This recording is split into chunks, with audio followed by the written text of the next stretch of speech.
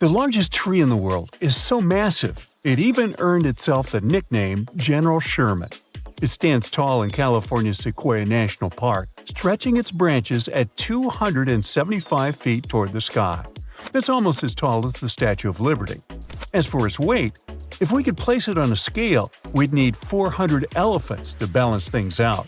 Its base stretches 36 feet in diameter, big enough to hide 2 sedans parked end to end. California is the last place on Earth where these colossal trees grow naturally. During the Ice Age, they flourished across North America and Europe, but as the glaciers retreated, so did the sequoias. Today, they thrive along the western slope of the Sierra Nevada range, relying on the melting glacier caps to quench their thirst. General Sherman gathers thousands of visitors every day, and the park's infrastructure caters to this. There's a short half-mile walk from the nearest parking lot that leads to the big green giant. Along the way, a stone marker outlines the shape and size of the tree's base, to give visitors a sense of its immense scale. This sassy sequoia is estimated to be around 23 to 2,700 years old and has witnessed centuries of change. It sprouted during the early days of the Roman Empire. When Europeans arrived in California in the late 1800s, they first tried to harvest the sequoias, thinking they had valuable wood. However, the sheer effort required to take down these giants was enormous for those days. They also soon figured out that this type of wood was a bit more brittle than expected, so they let these trees off the hook. As for its name, the tree shares it with General William Tecumseh Sherman, a 19th-century famous American public servant. Not far from General Sherman stands the world's second-largest tree, named General Grant. Discovered by locals years before General Sherman received its name, this tree has weathered its own share of challenges, including fires. But like its counterpart, it survived, mostly thanks to its thick bark and resilient hardwood. Now, as for the oldest tree, for a long time we've known it to be a Great Basin bristlecone pine named Methuselah, also found in California. It's been around for more than 4,800 years, way before the Egyptians built the pyramids of Giza. This tree's location is a bit of a secret to keep it safe from harm. Now, Methuselah and its friends grow way up high in California, Nevada, and Utah, where it's tough to survive. The place is cold with dry soil and fierce winds, but these strong timbers have figured out how to thrive, getting their nutrients from the hard, rocky ground up in the mountains. Their branches are twisted and gnarled because of the winds blowing in all directions as they reach maturity. It does make their appearance a bit messy, but it's an added layer of resistance for those trees during powerful storms. Their roots only feed the branches right above them, so if one part of the tree's roots fades away, only that part of the tree will be affected. Now, there's a new contender, however, for the same title of the oldest tree. In Chile, there's a Patagonian cypress called Gran Abuelo, which means great-grandfather in Spanish. It might even be older than Methuselah by about 500 years. This would mean this tree has seen people roaming around during the Bronze Age. To figure out a tree's age, we generally need to look inside its bark and count its rings. For the Gran Abuelo, though, scientists use complex math to estimate how old it is. Some experts aren't convinced by this method just yet. No matter which tree is older, both Methuselah and the Gran Abuelo have seen a lot of changes in their long lives. Each ring in their trunks holds info about the weather from the year it grew. Scientists can learn a ton about past climates on our planet by studying these ancient trees. Now, the world's tallest tree is also off-limit to visitors, but this is a recent safety measure. Its name is Hyperion and is located in Redwood National Park, California. Standing at a towering 380 feet, Hyperion is a coastal redwood, taller than the length of an American football field. Named after a character in Greek mythology, Hyperion was discovered in 2006 by 2 researchers. The park is home to other incredibly tall trees like Helios and Icarus, both also reaching heights of over 370 feet. The impressive height of redwoods in Northern California is due to their leaves and the region's climate. These trees absorb and store moisture from morning fog, and their sprouts promote growth after injury, allowing them to live for a very long time. However, their shallow roots make them susceptible to damage from hikers. Besides being a record holder, Hyperion's appearance may not live up to the hype. Witnessing its towering height from the ground is hard, and its trunk isn't that impressive. Hyperion is currently tucked away in a closed-off section with no official trail. But despite this, many tree enthusiasts have trampled through over the years, harming the habitat leading up to it. Trash has also been found along the way in the past. The park recently issued a statement urging visitors to steer clear of this tree. Otherwise, they could face hundreds of dollars worth of fines and even end up behind bars. The Tree of Life stands as a resilient symbol amidst the arid desert landscape of Bahrain. Nestled in the highest point of the country, this ancient tree defies odds, captivating visitors with its mysterious and inexplicable presence. It's surrounded by endless stretches of heated dunes in the Arabian desert. Because it stands alone against the desert backdrop, it has puzzled scientists and botanists for years. There's little to no rainfall over there.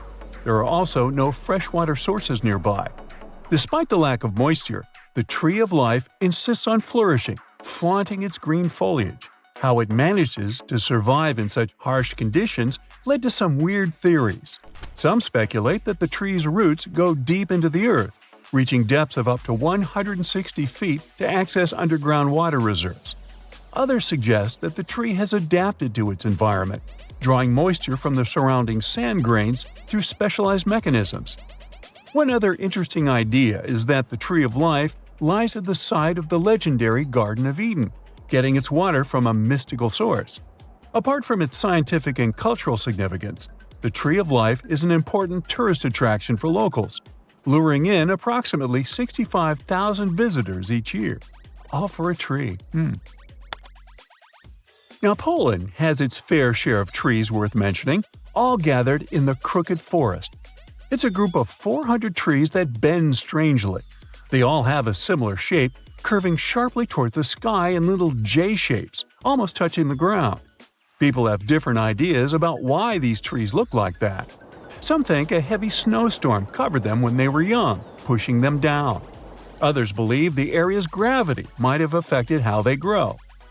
One interesting theory is that people who planted these trees back in the 1920s might have bent them on purpose. They wanted to use the curved shapes to expedite the furniture manufacturing process. So when the trees were about 10 years old, they interfered with their growth, making them develop in this odd shape. After the manipulation process was stopped, it left the trees in this weird position for decades. Either way, whatever happened to one tree happened to them all because they're all adjusted in the same way. So human intervention is the most likely explanation. Even though all the trees in the Crooked Forest look the same with their spooky bend, they still manage to grow tall and healthy. They've adapted to their difficult conditions, and somehow they've managed to keep growing upwards.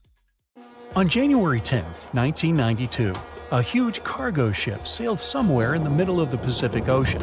It got caught in a strong storm. Its waves battered the ship frightfully, and some of its containers fell into the water. One of them opened and released some 29,000 rubber toys. There were yellow ducks, frogs, and blue turtles. From that moment, their journey of almost 20,000 miles across the world's oceans began. This enormous number of toys survived many years of storms, salt water, encounter with marine animals, and countless days under the scorching sun. The ducks even ventured into the icy waters of the Arctic and swam through the spot where the Titanic sank. Some of the toys settled in Hawaii, and some went to the shores of England. Many people watched their journey all the time. Oceanologists studied ocean currents with the help of this migrating flock of rubber duckies. People authored books about these ducks. Each toy is an artifact, and somebody managed to find at least one of them. One frog washed up on the coast of England, and other toys were found in the ocean. People are looking for them and selling them for thousands of dollars. Until now, these wanderers are floating somewhere out there, and you may find one of them sometime. I keep mine close by. You know what ammonite is? It's a kind of a big ancient seashell with a spiral on its back.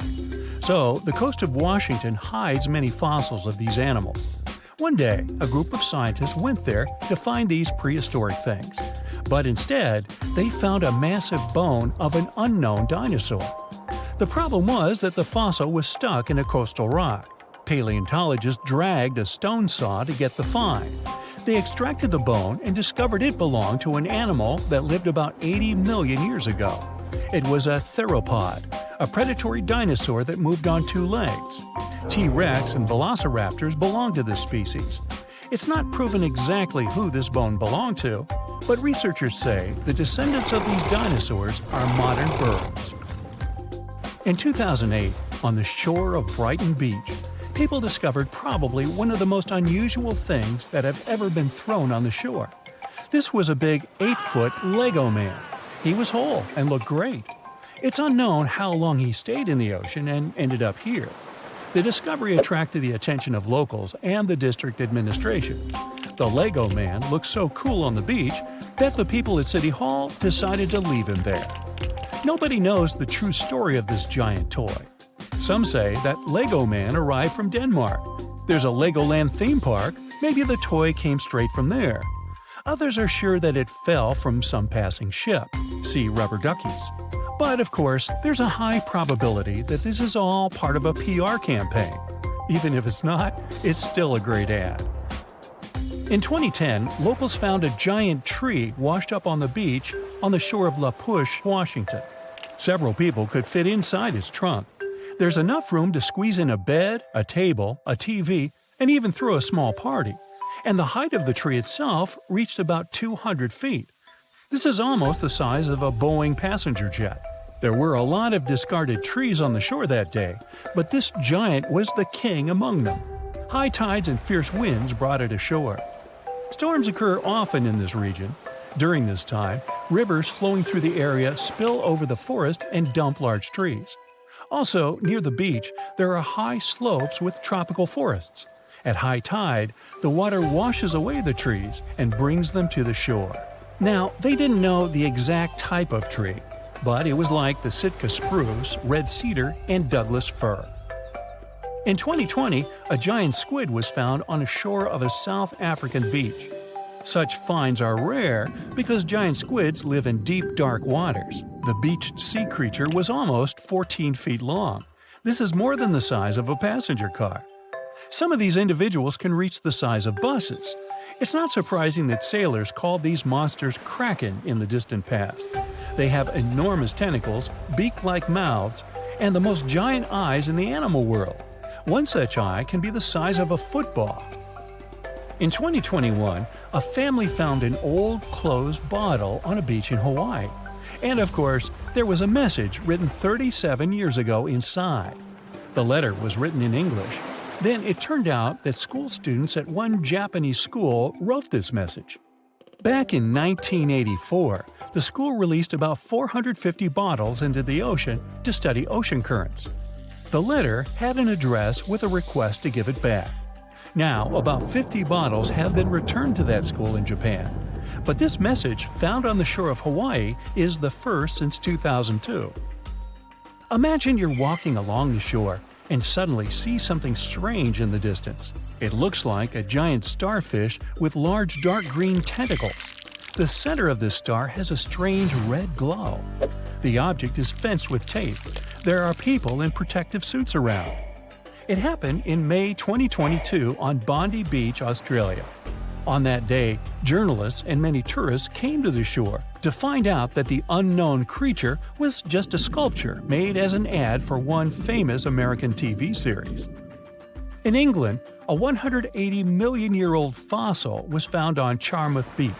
This was one of the oldest finds in the world, and this was just not a bone, but almost the whole skeleton of a huge underwater lizard, Ichthyosaurus.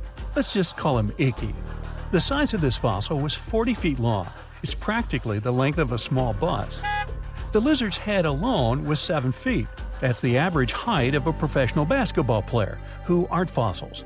Icky was not only one of the oldest, but also one of the most giant ancient skeletons ever discovered by people.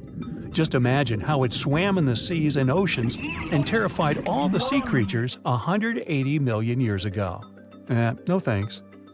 On February 16, 2020, locals found a large cargo ship stuck on a rocky shore off the coast of an Irish village. It was old, rusty, with holes in the body and rotten parts.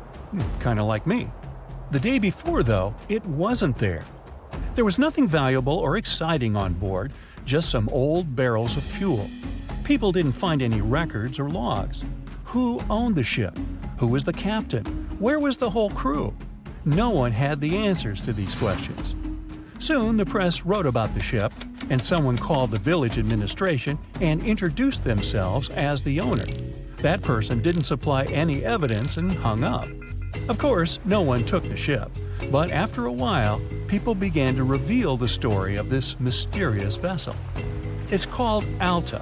5 months before the final stop on the coast of Ireland, it was seen thousands of miles away in the waters of the Atlantic Ocean. That day, the big ship MS Protector was sailing through calm waters and spotted Alta. The MS Protector crew tried to contact it, but no one answered. Even then, the vessel was empty. It was a phantom ship. It's still unknown how it could cover the distance across the Atlantic and surf to the coast of Ireland.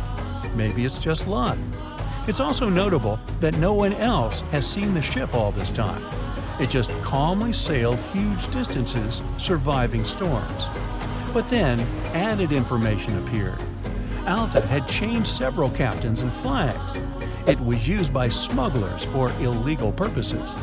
It visited the shores of Africa and Greece. One day, several members of the Alta crew sent a distress signal. They ran out of food and water supplies. There was a breakdown inside the engine. People were rescued, and the ship remained wandering in the ocean. The owner of the boat was never found. There are many myths around arguably the greatest structure ever built by humans, the Great Wall of China. Some say it's so grand that it's visible from space. Others claim that you can see it from as far as the moon. Other theories suggest that the builders of the wall were left inside. Well, sorry to disappoint you, but all these impressive stories are just myths. But even with those stories busted, the Great Wall of China is an impressive and truly breathtaking structure. So let me tell you its true story. Today, China is one of the most populated countries in the world, counting as many as 1.4 billion residents.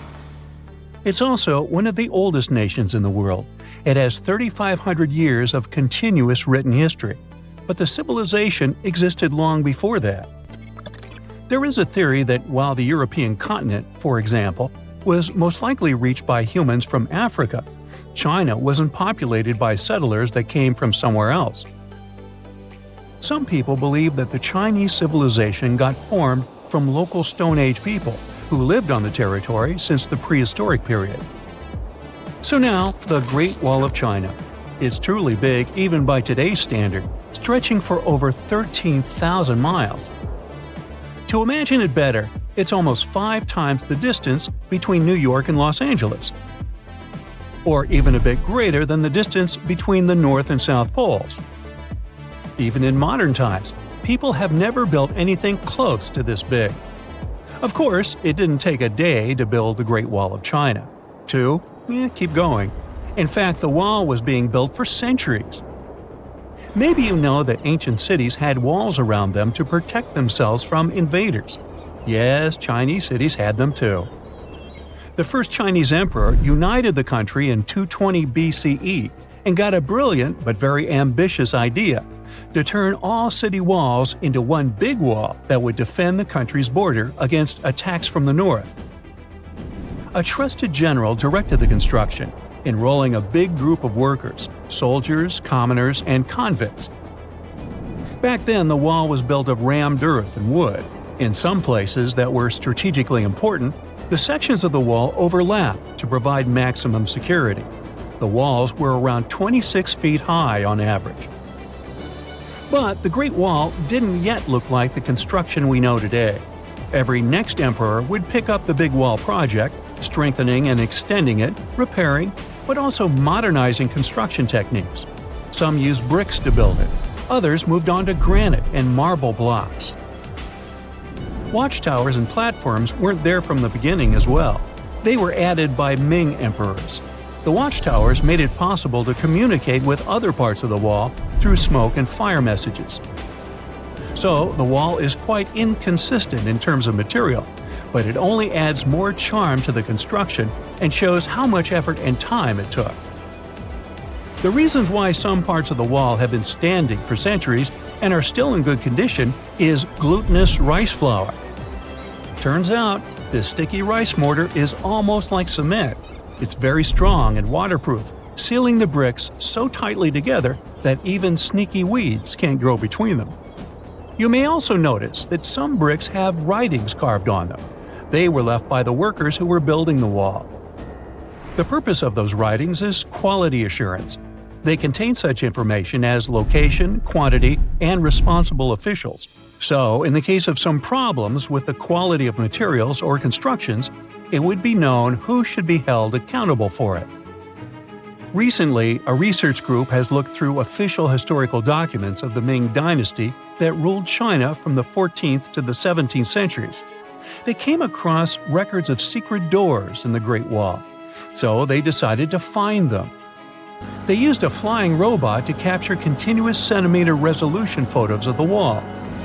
They photographed 90% of the wall that was built during the Ming Dynasty and discovered the remains of over 220 secret doors along the wall. Some of them have a specific width and height that allows only one person to go through. Others are large enough to allow 2 horses to pass at the same time. Why are the doors there? Well, the Great Wall's main goal was to protect the country from the enemy. Building doors that could let the enemy in would undermine the whole point of having a wall.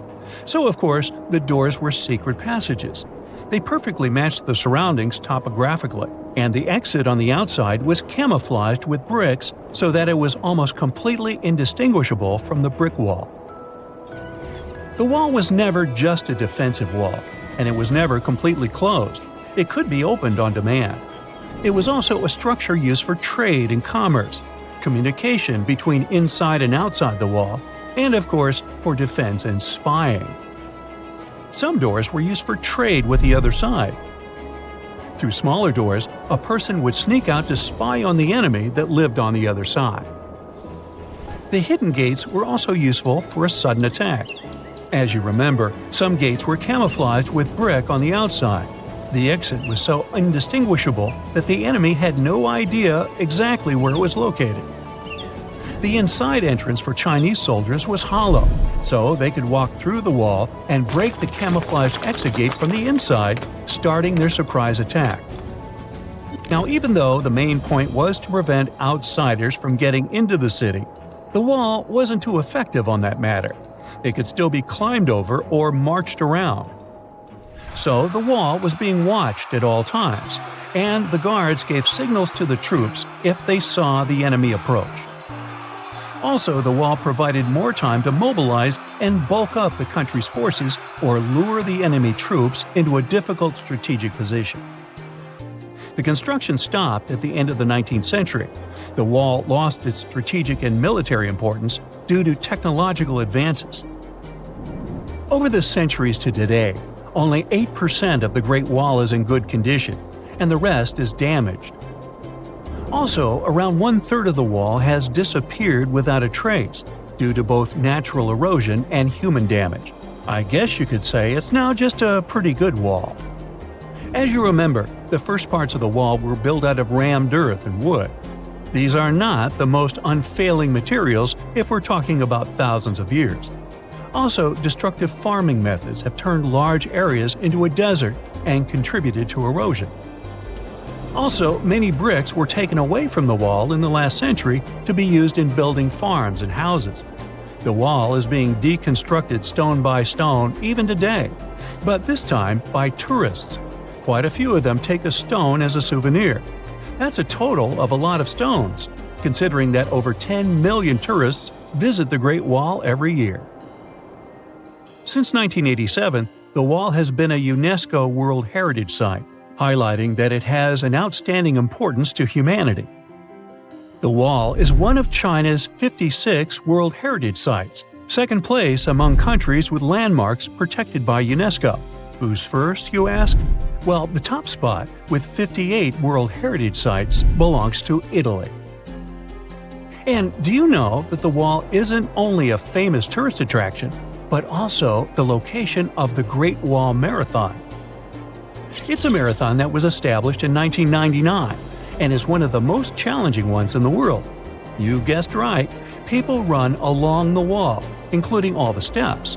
There are 3 distances, so that participants can run a full marathon that is 26 miles, a half marathon that's 13 miles, or just have a fun run of 5 miles. It may seem that today, with our quite advanced technological development, science can explain pretty much any natural phenomenon. But that's not always true. Some things still stump experts and make them build exotic theories. Let's have a look at some of such phenomena. Hessdalen lights are a puzzling phenomenon you can observe in Hessdalen Valley in central Norway. The thing is that some highly unusual lights can often be seen over the valley. They appear mostly at night. The lights are typically white, but they occasionally turn yellowish or reddish. Nobody knows what makes them change color. What's more, the lights can move. And if at one moment they seem to motionlessly hang in midair, the next minute they may travel somewhere at lightning speed. There's no certain place where they appear, and you can't predict the duration of their stay. Despite all the research that has been done since the 1980s, scientists are still unable to explain this phenomenon as well as such weird behavior of lights. The sardine run lasts from May to July. During this time, millions of sardines swim northward along South Africa's east coast. You can probably imagine a feeding frenzy that starts at that time. It's believed that the water temperature must get lower than 70 degrees F for the migration to begin. This mushroom with a difficult name, Corioactis gister, is only found in Japan and Texas, and it makes scientists extremely confused. Why these 2 locations? It's true that they're on the same latitude, but these places are definitely not the only ones. Plus, they're so far away from each other. After studying the mushroom's DNA in 2004, experts suggested that the 2 populations might have been separated into 2 lineages around 19 million years ago. On Central Flores Island, there's a 3,000-foot-high volcano called Kelimutu. At its base, there is a small town. If you want to see the main attraction of the area, you'll most definitely stay there. And the attraction I'm talking about is 3 lakes, known as the Lake of Old People, the Lake of Young Men and Maidens, and the Enchanted Lake. Why are these lakes so popular and attract so many people? They inexplicably change colors. Ancient legends claim that the lakes are the final resting place of human souls, and those souls stay in different lakes according to their actions. As for scientific research, no one has yet conducted any to discover the cause of the changing colors. But theorists suppose that it might be due to underwater volcanic activity. It might be pushing minerals to the lake's surface. Then, depending on what elements those are, the lakes can turn blood red, bright turquoise, or olive green. But the coolest thing? The lakes are never all the same color at the same time. This phenomenon is unique and hasn't been observed anywhere else in the world. Those who have ever heard an annoying noise a kettle makes to inform you the water inside is boiling can imagine what the whistle sounds like. Even though this noise isn't as blood-curdling as some other unexplained sounds, it doesn't make the whistle any less mysterious. It's incredibly elusive. In 1997, only one underwater microphone was able to pick it up. At that time, researchers didn't manage to pinpoint the source of the noise. The most likely cause of the unusual sound is an eruption of one of the submarine volcanoes. But once again, there's not enough proof to make sure. There's probably no person on Earth who doesn't marvel at the mystery of the Bermuda Triangle. But not everyone knows that there is another triangle. Not so famous, but just as dangerous. Dragon's Triangle, or the Devil's Sea, lies in the area between Japan and the islands of Bonin. It covers a big part of the Philippine Sea as well. That's why people also call this place the Pacific Bermuda Triangle. Surprisingly, or not really, the Devil's Sea is situated exactly opposite the Bermuda Triangle. Ships and planes tend to disappear here with the same regularity as in the North Atlantic Triangle. People also report seeing ghost ships in the open sea. And while scientists provide logical reasons for the vanishing vessels and aircraft, most people still believe in the paranormal nature of Dragon's Triangle. For the first time, a bizarre sound later called the Upsweep was registered in 1991 in the Pacific Ocean. One of the most unusual things about the sound is that it's constantly changing. It varies from high to low frequencies and then back again. You can hear it better in the spring and fall than in the winter and summer. The sound travels from the bottom of the ocean toward its surface. Scientists do have a theory explaining this phenomenon. They think it might be the activity of undersea volcanoes that causes the sound. Hot lava that's pouring into the ice-cold ocean water can theoretically produce such noise. But researchers haven't found any evidence to confirm this theory yet. On the thin Curonian spit splitting the Baltic Sea from the Curonian Lagoon, there is one of the most bizarre places on Earth. Locals call this area the Dancing Forest because pine trees in this forest have shockingly unusual shapes. They twist in spirals and circles along the ground. There are some theories why it could be happening, of course. Some people claim that huge amounts of positive and negative energies once clashed in that spot. More down-to-earth individuals believe that the reason is geological. Sandy soil in the area is too unstable to hold trees growing upright. The most popular is the idea that strong winds blowing from the water influence the shape of the trees. In any case, experts haven't come to the final conclusion yet.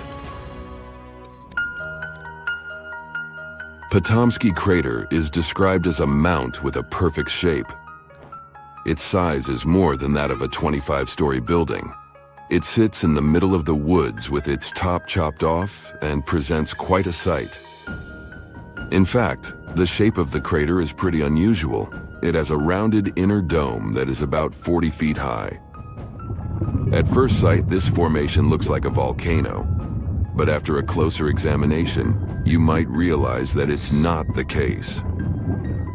The dome in the center of the cone is extremely unusual for a volcano. In addition, there haven't been any volcanoes in this region for millions of years, while the age of the crater is estimated to be about 250 years.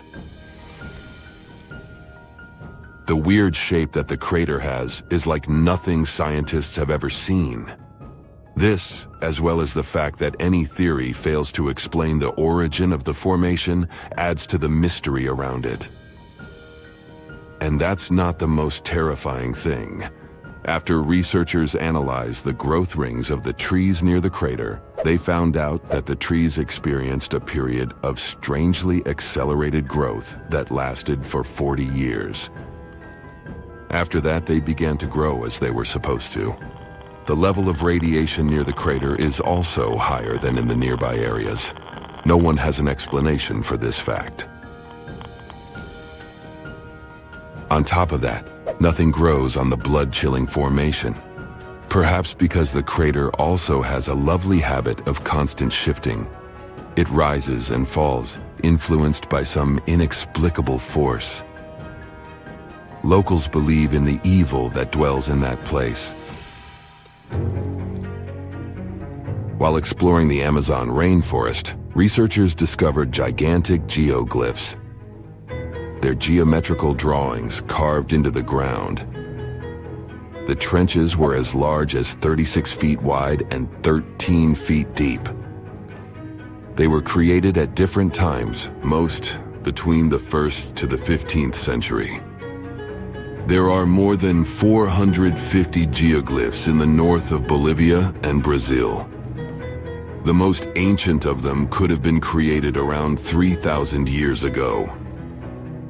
The huge earthworks were likely used for common meetings and discussions, but scientists haven't found enough proof yet.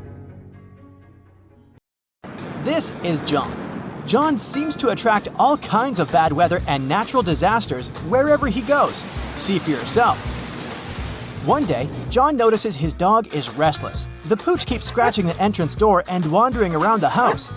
He even tries to hide in the corner, howling and barking. When some mugs start to clink in your cupboard, John realizes what it means. The noise is produced by foreshocks, mini earthquakes leading up to the main event.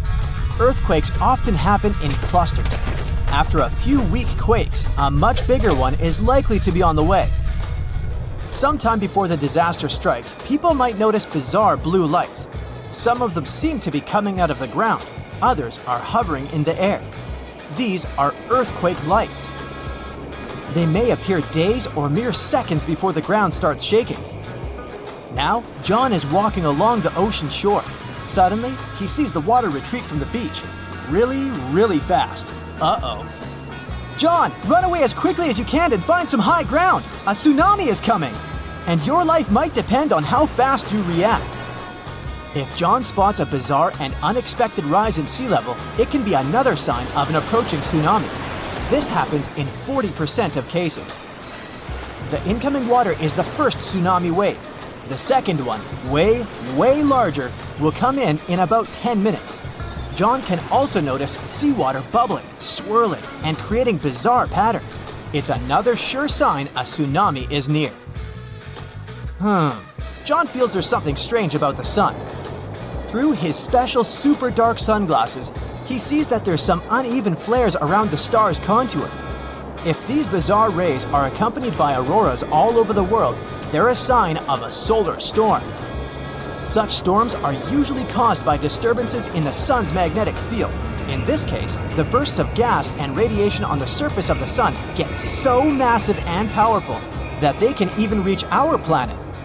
Luckily, solar storms aren't really dangerous for people, but they can mess with electricity and even cause blackouts. The sky over John's head is darkening and turning ominously green. Something hits him on the forehead. Ouch! He picks up the offending object. It's a hailstone, but it's not that cold outside, and it's not raining. Soon, he hears some noise. It's approaching rapidly and turns into a loud roar. It sounds as if a freight train is moving towards him, but it's not a train. It's a tornado. The funnel isn't visible behind a cloud of debris, but John can't mistake this rotating column of air for anything else. Are you on the road, John? Then get as far away from your car as you can. Fast! Find a ditch, lie down in it, and cover your head. Oh, you're inside? Then get away from the windows and hide underground if possible. And please, John, be very careful if you spot some conically shaped clouds. Those mean severe storms. And if you notice that such a cloud starts spinning around, immediately search for shelter. The cloud is transitioning into a tornado right in front of your eyes. On the bright side, John should only worry about warm conical clouds. Cold ones are totally harmless. The only problem is to figure out the temperature of the cloud he sees. Duh! Ah, look. John just spotted some weirdly shaped trees. They look like the letter J and grow on a slope. It means the ground under John's feet is likely to be unstable. If he keeps wandering around, it can cause a bad landslide. Square waves appear when two different wave patterns crash into each other. This phenomenon does look kinda awesome. No, don't go into the water, John. Keep watching it from the shore. Cross currents in that spot can easily pull even a skilled swimmer under the surface. John keeps walking along the shore. At one point, he sees wild, choppy waves carrying ocean debris and seaweed. This time, he stays out of the water. He knows it can be a sign of a strong rip current. It can carry a swimmer far away into the ocean. How about a walk in the park? John likes this idea. The sun is shining and the sky is so blue and beautiful. Suddenly, he spots a rapidly growing vertical cloud. At first, it looks bright white. But as it approaches, alarmingly fast, it becomes dense and inky. The sky is darkening. It's getting windy. That's when the guy notices that his hair stands on end. It's his cue that he's about to get hit by lightning. At this very moment, positive charges are rising through his body. They're reaching towards the negatively charged part of the storm. If he doesn't react fast, these charges will meet. There's nowhere to hide, so John should crouch down and try to make himself smaller than the objects around him. Oh no, John, don't lie down on the ground. It may be damp and thus a great conductor of electricity. There are other signs that scream danger during a lightning storm. John's palms may begin to sweat. He might hear bizarre crackling and buzzing sounds coming from metal objects nearby. His skin can start tingling. There might be a strange metallic taste in his mouth. Plus, John is likely to smell chlorine. That's how ozone smells. Electrical charges split the molecules of nitrogen and oxygen, which are the main gases making up the atmosphere, into separate atoms. When these atoms come together again, some of them produce molecules made up of 3 oxygen atoms. That's ozone. We can smell it during a thunderstorm because downdrafts bring this gas from high altitudes to your level. Some bugs can feel a storm coming. They get ready for a natural disaster by freezing. So, when John notices that insects around him look drowsy, he knows to get ready.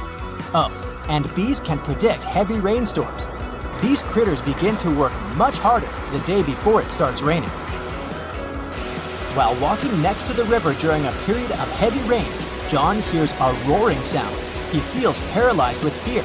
It's likely to be a flash flood moving in his direction. Indeed, he soon sees debris coming down with the flow.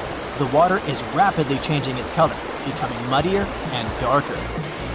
Flash floods are very, very dangerous. Take care of your safety immediately, John. Another day, John sees a spectacular wall cloud. It seems to be stretching for up to 5 miles. In the best case scenario, it's just a severe storm coming. But if the wall cloud begins to move in a circle, it's a sure sign of a tornado. John is walking across a snowfield in the mountains, listening to the sounds the ice under his feet makes. The noise is kinda hollow. Quickly check whether there are cracks around your footprints, John. If so, the chances are an avalanche is about to happen. Soon, John sees an avalanche moving in his direction. He does his best to get off the slope. In most cases, he could probably outrun it by heading downhill and then veering sideways, but not this time. He realizes he doesn't have enough time and heads for the nearest tree. If John keeps holding on to it really tightly, the avalanche might not pull him along.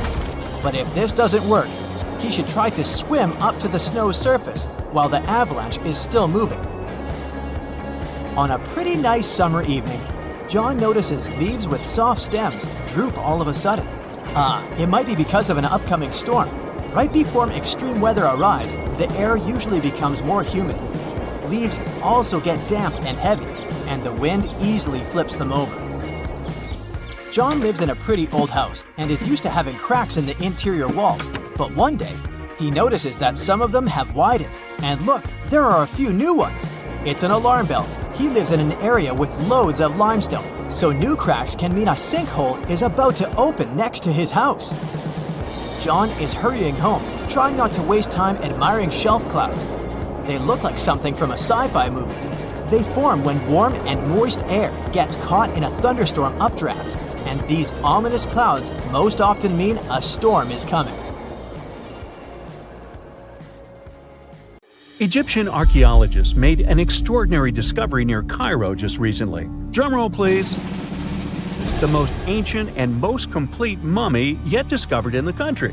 Yes, they were keeping it under wraps. The 4,300-year-old mummy was found in a group of tombs close to the step pyramid of Djoser, dating back to the Egyptian Old Kingdom. It was covered in layers of gold. The team also found several other tombs, including one belonging to an ancient Egyptian official and another belonging to a secret keeper who had the power to perform special ceremonies. Another interesting tomb was that of a writer, which featured the largest statues ever found in the area. This vast burial site is also home to more than a dozen pyramids and resting grounds. Probably one of the most famous mummies in the world is that of Hatshepsut. She ruled Egypt like a boss for around 20 years, building all sorts of impressive buildings and creating new trade routes. But when archaeologist Howard Carter found her tomb in the Valley of the Kings, her sarcophagus was empty. However, Carter did find 2 coffins in another tomb, one of which belonged to Hatshepsut's wet nurse and the other to an unknown woman. In 2006, a team of specialists decided to investigate whether that mysterious lady was the queen herself. They found a molar tooth in a wooden box with Hatshepsut's name on it, and when they compared it to a gap in the mummy's mouth, it was a perfect match. Ramses II was a pretty impressive ruler, but it was his mummy that eventually made history. Now, we don't hear too much about his daddy. Okay, I'll stop. Ramses is considered to be the most powerful pharaoh in all of Egypt, as he reigned for a whopping 6 decades. He also lived to be over 90 years old. Now that's pretty amazing, considering the time he lived in. Ramses II supposedly had over 100 offspring too. Talk about a big family. When he passed away, his body was originally buried in the Valley of the Kings, but some sneaky guys tried to rob his tomb of all his treasures. Officials back in the day weren't having any of that though, so they moved his body to a secret location to keep it safe. Fast forward to the 1800s, and Ramses II's mummy was discovered along with a bunch of other rulers and important officials. But it wasn't in the best condition, so archaeologists flew it to Paris to get it, pampered. Problem was, he couldn't just be transported into another country. The only solution available was to give Ramses II his own passport. His occupation was listed as king, and the document even featured his photo. Most mummies aren't necessarily known for having the most hydrated skin. But that of an ancient woman, also known as Lady Di, proves otherwise. No, not that Lady Di. This wealthy lady from ancient times was discovered in an ornate tomb in 1971, and she looked fabulous, if we can say so about a mummy. Thanks to the special conditions in her tomb, like the moisture in the environment and the lack of oxygen, her body was almost perfectly preserved. Her skin was soft, her hair was on point, and she was still flexible. The museum that now proudly displays her mummy also shows a ton of fancy items that were buried with her, like dinnerware and musical instruments. Archaeologists investigated the mummy further and discovered that she passed away from a heart attack at around 50 years old. Even though it hasn't been around for over 2,000 years, Lady Di is still making history. The mummy of Otzi the Iceman was discovered in the Alps in 1991. Austrian authorities initially thought he was a modern mountaineer because he was so well preserved. Turns out, he was actually from the Copper Age. He was found in a mountain pass over 10,000 feet above sea level. Through studying his mummy, we've learned so much about life in Copper Age Europe. For example, we know that he was a native of Central Europe and enjoyed eating meat. He also suffered from arthritis, narrowing arteries, and intestinal problems. But he likely used acupuncture and medicinal herbs to treat these conditions. And apparently, he was pretty handy with tools. He sharpened them just days before his untimely demise. Who knows if he was expecting trouble or just getting ready for some routine work. Now, King Tut and his story is most likely the one that made all mummies famous. This pharaoh passed away at the young age of 19, more than 3,000 years ago. But his mummy is still one of the most well-known in the world. When his tomb was opened in 1922, people went wild because it was still intact, unlike many other royal tombs. It had some seriously blinged-out coffins, including one made of solid gold. Not only did Tut's tomb give us a glimpse into ancient Egyptian history, but his mummy also taught us a lot about the time he lived in.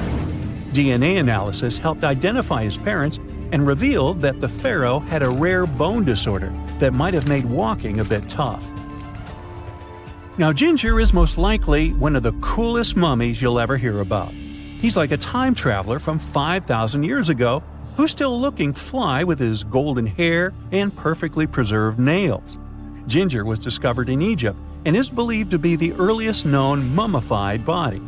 Before people even knew about mummification, they used to place bodies in shallow graves in the hot, dry sand. And since the sand absorbed all the water, bacteria couldn't reproduce and the body was preserved naturally. Now, scientists are not sure if Ginger's preservation was intentional or not, but since he was buried with some pottery vessels, it's likely that whoever buried him knew some serious preservation techniques. If you want to meet Ginger in person, he's currently chilling at the British Museum. One Dutch art collector bought a statue from Asia and ended up finding a weird discovery. The statue contained a mummy hidden inside. Unfortunately, the body was too fragile to move, so they had to leave it there. The coolest part is that this mummy is over 1,000 years old and was on display for 200 years before being encased in the statue. When scientists did a CT scan, they found out that the mummy was filled with paper scraps covered in writings. Experts think he might have done this thing called self-mummification, which is a pretty intense process involving a special diet and tea that makes your body less prone to bacteria. Only a few people could handle this ritual, and those who managed to do that were seriously respected. No other Egyptian queen has baffled scientists and historians like the stunning Nefertiti. Based on her statues, she was known for her slender neck, wide eyes, and high cheekbones. Her name translates to "the beautiful woman has come." Talk about living up to your name, huh? Even though she wasn't a pharaoh herself, Nefertiti still managed to leave a lasting impression. Written records suggest that, as a wife and queen, she held an incredibly influential role. Because of her power, she was indeed admired, but she also managed to make quite a lot of enemies throughout her life.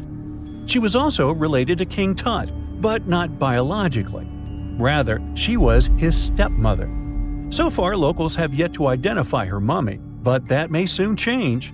A local Egyptologist who has been busy excavating tombs in the Valley of the Kings has found 2 mummies that he believes could be Nefertiti and her daughter. According to specialists, we may soon finally get a definitive answer about the identity of these 2 mummies. And if one of them does turn out to be Nefertiti, we could be in for a real treat.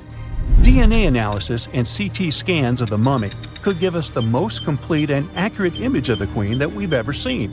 It's crazy to think that we've only scratched the surface of what lies beneath modern-day Egypt. Nefertiti ruled during a time of great power and prosperity in Egypt, but unfortunately passed away in a period of social turmoil, leading to her gravesite being lost. Now, where's my mummy? When you hear the word mummy, you might get a chill down your spine. That's because most of us associate this word with those creepy characters we've seen in some scary movies. But in reality, mummies have helped us understand a lot about ancient civilizations, their rulers, and about how people used to deal with losing their loved ones. The people most famous worldwide for their mummies are the ancient Egyptians. They believed that some sort of existence after passing away was possible, if certain conditions were met.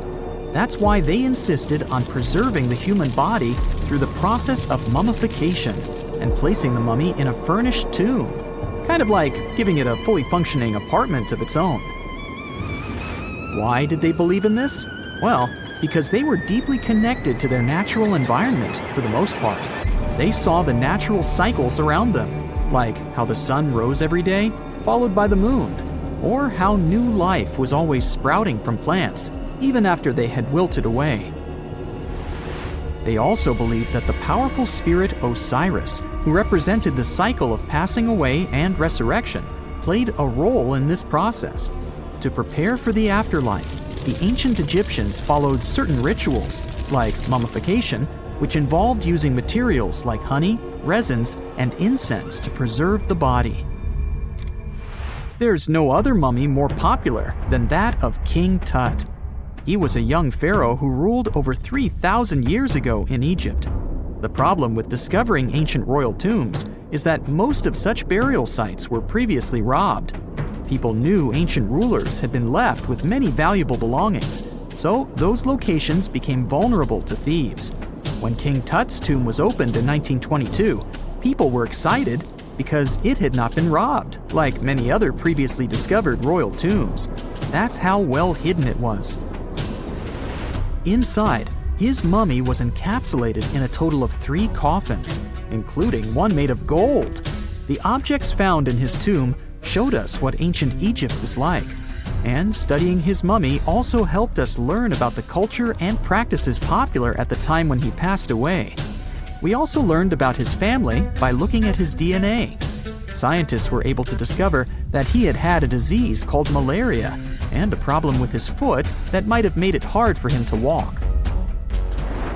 Ramses II was another pharaoh in Egypt who ruled for 68 years, which was quite a lot back in the day. He was known for his expansion campaigns and building projects. Many objects from his time as a ruler still exist today, including a large statue of him. Ramses II was about 6 feet tall and lived to be about 90 years old. After looking at his mummy, scientists concluded that he may have had a medical condition that affected his spine. Now, remember those thieves I mentioned before? They are probably the reason why Ramses II ended up in a plain coffin in a secret collection of royal mummies at Deir al-Bahari, which was rediscovered in 1881. Thankfully, archaeologists were able to identify him because his journeys had been recorded on his wrappings. The process was really tedious too. In fact, in ancient Egypt, the mummification process could take a staggering 70 days to complete. A special person would say a very specific speech while delicately handling the body and drying it out using a type of salt called natron. They also used linen and resin to make the body look more lifelike and to wrap it in cloth. The tomb was equally as important for ancient Egyptians. The walls of King Tut's tomb, for example, were adorned with intricate artwork that depicted his journey to the afterlife, from his burial procession to his passage through the underworld. The ancient Egyptians believed that everyone made this journey after passing away, and they filled their tombs with items and paintings to help the person in their spiritual travels. Additionally, the walls of the tomb were decorated with spells from a special book, which contained a collection of poems that the Egyptians believed would help people reach the afterlife.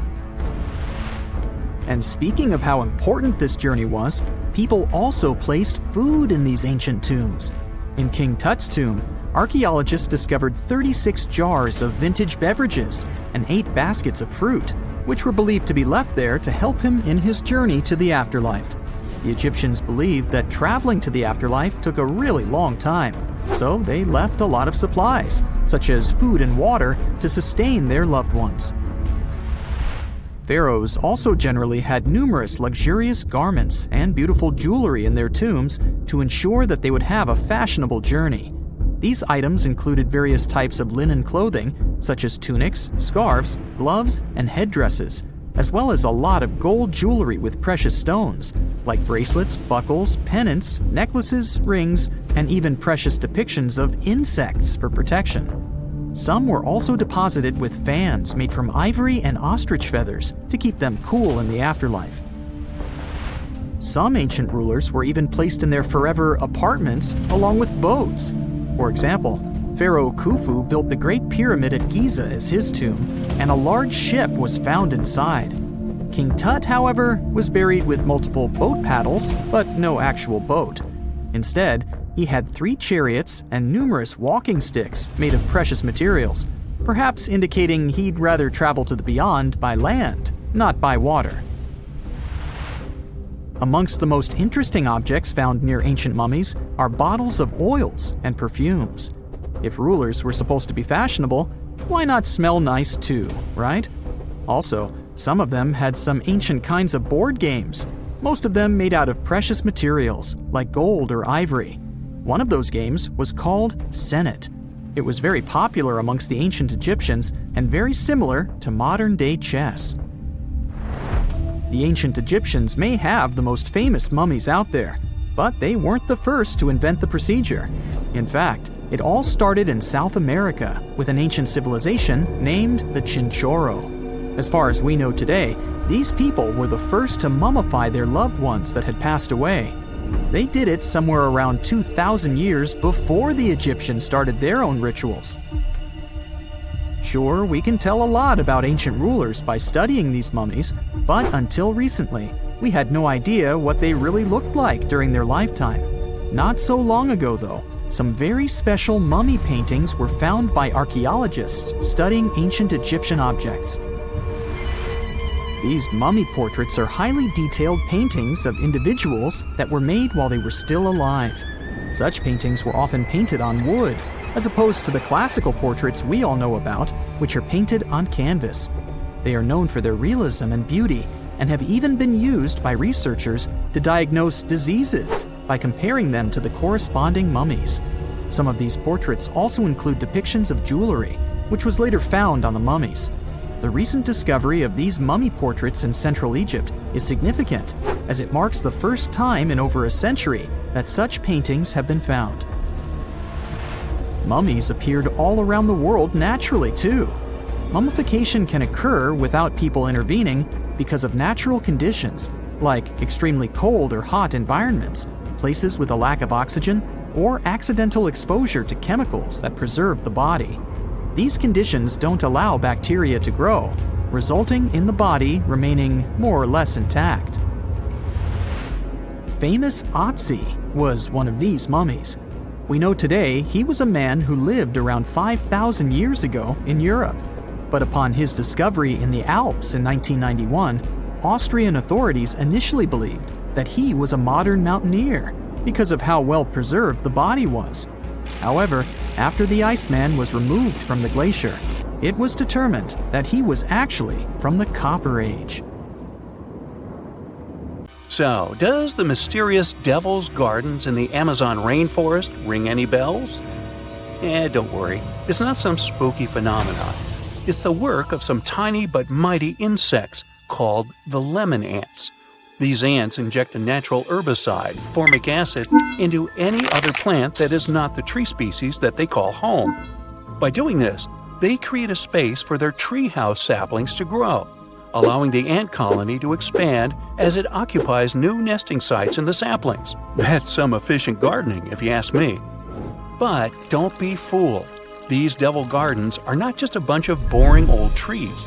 In fact, they are botanical anomalies that grow very slowly every year, and some of them are over 800 years old.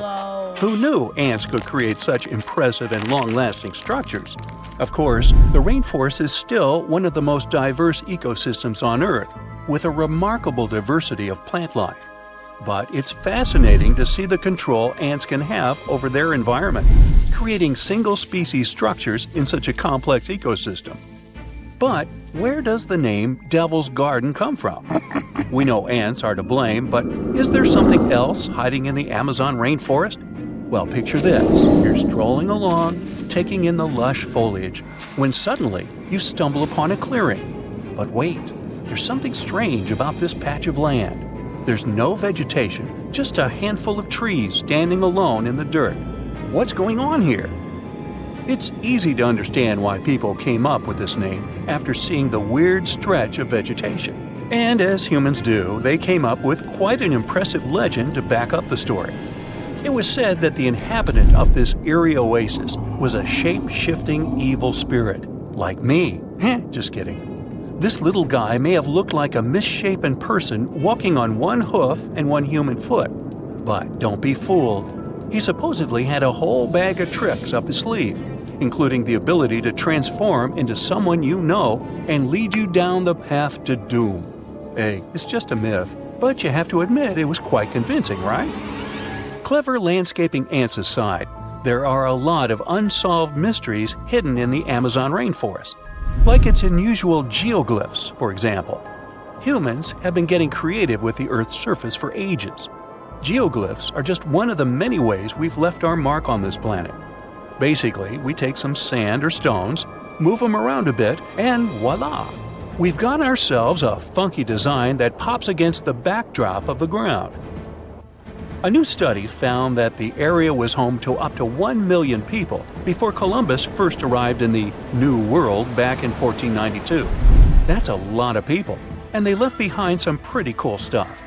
The Amazon rainforest is already amazing, with 1 in 10 known species in the world living there, and 1 in 5 of Earth's birds.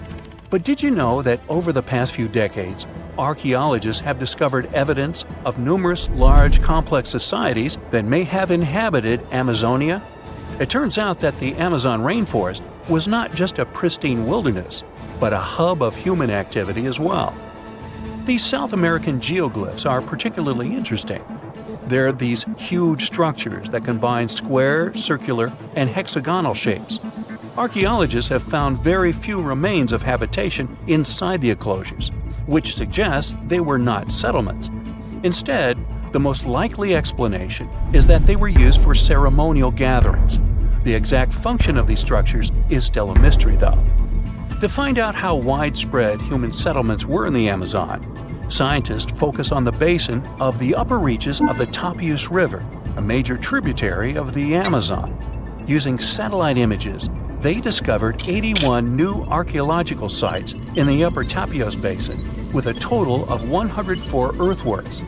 That means there is no gap in the network of earthworks spanning across Amazonia's southern rim. When researchers conducted ground surveys of 24 of these sites, they found evidence that the sites they visited were once inhabited. These sites dated from 1250 to 1500 CE and range from about 100 to 1300 feet wide. The largest were typically hexagonal fortified settlements, suggesting a certain degree of planning and uniformity in their construction. Based on the size and distributions of the earthworks, the researchers suggested that similar settlements may have extended over about 154,000 square miles of the southern rim of the Amazon, supporting a population of between 500,000 and 1 million people in late pre-Columbian times. Of course, the new study doesn't mean the Amazon rainforest was ever a teeming megalopolis. It's still mostly uncharted, so we have no idea how pre-Columbian populations were distributed across Amazonia. But it's exciting to learn about these ancient societies and the cool things they left behind. The scientists plan to do more excavations in the upper Tapias Basin to refine their understanding of the cultural developments there. Who knows what they'll find next? Maybe a lost city full of treasure and adventure. Also hidden in the vast habitat of the Amazon is this next quirky creature. Ever heard of the Amazon pink river dolphins? Unfortunately, there is still so much we don't know about them. First things first, though, let's talk about what they look like. So picture this, a small, light-colored dolphin with a pink nose and lips. They're the Barbie of dolphins. Aside from that, they look like regular dolphins with plump bodies, bulbous foreheads, skinny snouts, chubby cheeks, and small eyes. They can be found in countries like Bolivia, Brazil, Colombia, and Peru. They're also the only species of river dolphin found in the Amazon River. Unfortunately, these little guys are officially critically endangered species, so there are not many specimens available that scientists can study. No other name is more famous when it comes to exploring the Amazon rainforest than that of Percy Fawcett. He dedicated his life to exploring the area in search of a lost city. And not just any city, but an ancient, mysterious city that he called Z. Sounds like something straight out of an Indiana Jones movie, right? Percy was born in England in 1867 and had quite a career before he started exploring. But he didn't let his profession hold him back from following his dreams of exploring South America. In fact, he made 7 expeditions to the Amazon between 1906 and 1924. Each time getting closer to uncovering the secrets of Z. Now, let me tell you a little bit about how large the Amazon rainforest is. How big is it? I asked myself. It's so big that you could fit the whole of the UK and Ireland into it a whopping 17 times. That's a lot of trees and animals to navigate through. But Percy was up for the challenge. Despite his best efforts, Percy never found the lost city of Z, and sadly, he disappeared during his final expedition in 1925. But his legacy lived on through the years, inspiring many to become archaeologists and explorers themselves. In fact, a book called The Lost City of Z was written about Percy's adventures and was even made into a movie. It's not all hidden mysteries and wild nature out there. There are around 1 million indigenous folks living their best lives in the Amazon rainforest. That's right, they hunt, fish, farm, and even have access to Western medicine and education. But here's the kicker. Not all of these folks are keen on socializing with outsiders. And can you blame them? For years, loggers, miners, and ranchers have been, shall we say, behaving badly toward these communities. It's no wonder that some tribes have chosen to stay isolated and protect themselves from the dangers of the outside world. In fact, in 2018, Brazilian authorities were able to snap a photo of a man dubbed the Indigenous Man in the Hole. He's the last remaining member of his tribe. But don't feel too bad for him. He's doing just fine on his own and has made it pretty clear that he's not interested in outside visitors. The authorities still leave him some seeds and tools though, so it's not all bad news. Oh, that's really weird, Susie says, looking at a tree with a yellow bandage tied to it. She's been walking around a strange forest in southern Japan for an hour, and it seems she's got lost. She hung the bandage on the tree 30 minutes ago and started to walk right away from it. She didn't turn anywhere. She was walking straight. And then, half an hour later, she returned to this tree. Susie couldn't have gone far from the nearest settlement. She feels the forest is trying to deceive her. The trees are moving to not let her out of this place. All this looks like a horror movie. As night comes, a mysterious, invisible monster should appear and hang creepy crafts made of sticks on branches. Anyone would have panicked and started screaming for help, but not Susie. She smiles in the face of any danger. Besides, her phone and internet are on, so everything is fine. She takes a few steps to the side and ties a blue bandage to another cedar. Then she starts walking along a narrow path, moving further and further away from the marked tree. She notices something. The path has a slightly curved shape. Susie starts running forward and returns to the marked tree 10 minutes later. All this time, she's been just walking in a circle. Susie walks away to another tree and notices another curved path here. She takes her phone, opens online maps, and looks at her location through satellite photos. It's incredible. The trees in this place grow, forming concentric circles. There are several layers here. It resembles mysterious circular patterns that somebody left on fields all over the world. Shocked, Susie records herself on her phone to inform subscribers she has found a strange natural anomaly. While filming, she hears someone laughing. It's a smiling guy standing next to her. He finds it funny how she's speaking seriously about this forest. He tells her there's nothing unusual about this place. Trees grow in circles, thanks to people. In 1973, they planted cedars in such a way with purpose and created 10 concentric green circles. They did this as an experiment to find out how trees would grow in such rounded conditions. They called it experimental forestry. The trees started to grow in a convex shape, symmetrically fanning out. This proved that the size of gaps between the trees affects their growth. Initially, they had to cut down the trees according to the plan, but the place has become popular among tourists and locals. They love to take beautiful photos using drones and walk along the rounded paths of this little maze. Susie gets upset a little. She informs subscribers there's nothing mysterious here. The guy who told her about the circles offers her to visit the mysterious Crooked Forest in Poland. That's where she will definitely see a strange phenomenon. But before going there, she decides to check out another exciting place in Japan. She arrives in the fishing village of Aoshima. The first locals Susie meets here are cats. There are more of them than people. Cats are everywhere. They live here thanks to a lot of fish. Once upon a time, this place was full of mice that spoiled fishing boats. People brought cats to this place to fight the rodents. When all the mice had disappeared, the cats stayed here. Since then, people have been considering them as full-fledged citizens. The video with cats gets the most likes on Susie's channel.